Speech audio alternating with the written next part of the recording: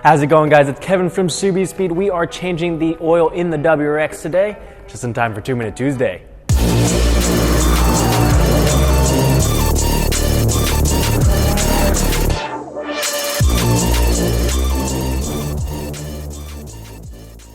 Now, I always see people arguing online about what oil or oil filter is best, and I have no intentions of getting into that because really when it comes down to it, as long as you're making sure you are changing your oil on a regular basis with the correct oil filter for your car and the correct weight oil, you're really not going to run into any issues.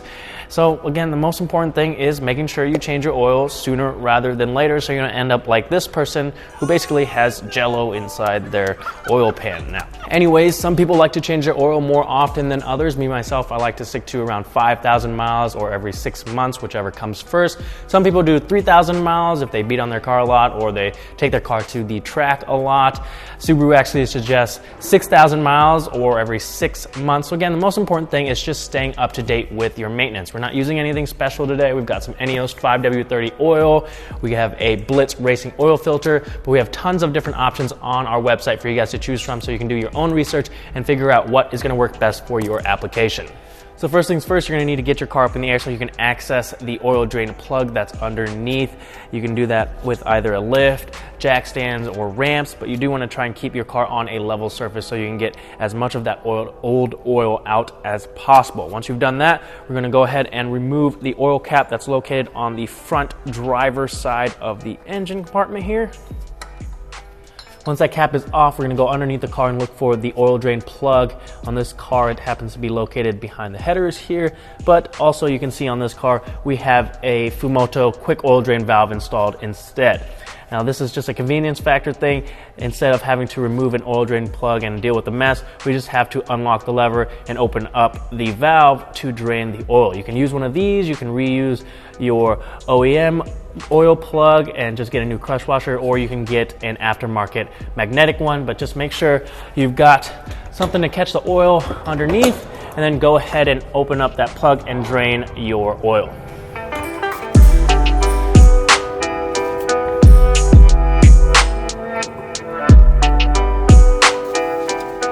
Once the oil is finished draining, you can go ahead and clean up the area and reinstall your plug or close your valve, and then we can go up top and remove your oil filter.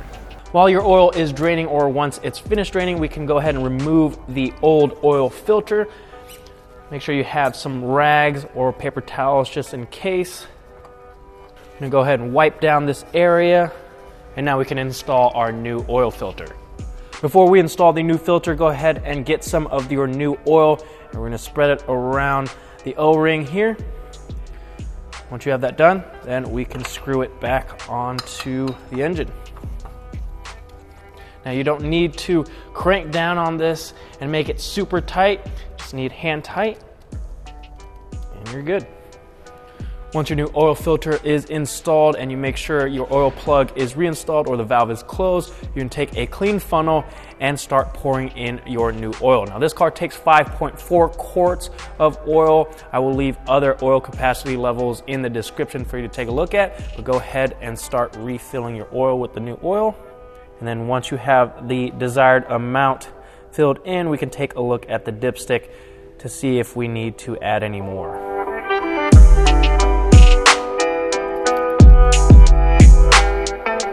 I've got the car filled up with roughly 5.4 quarts, so I'm going to go ahead and pull the dipstick and clean it off.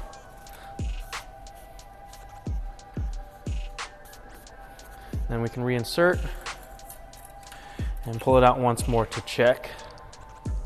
And we are right at that max point, so we are good to go.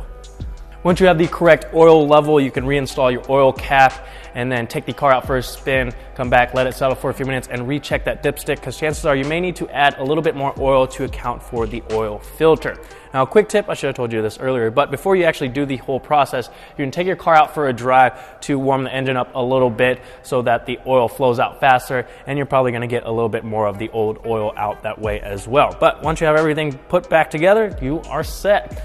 Make sure you get rid of your old oil responsibly, and let me know what 2 Minute Tuesday videos you guys want to see this year down in the comment section, and I'll see you guys next time.